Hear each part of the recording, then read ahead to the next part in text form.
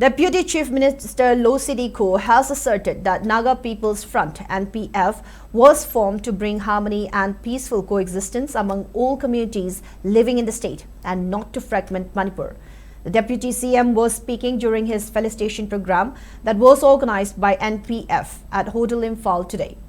Tamai MLA Wangbo Nyumai, Fungar MLA Laisio Kaising, Chingai MLA Kasum Vashum, Ukrul MLA Ramuiva, along NPF District President and Naga SCSO members attended the reception program.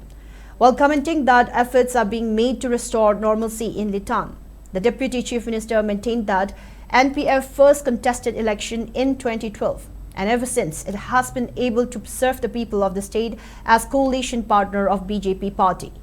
Speaking further, Losii Dikho thanked BJP for handing the role of a Deputy Chief Minister and assured that NPF will continue to serve the interests of people of Manipur.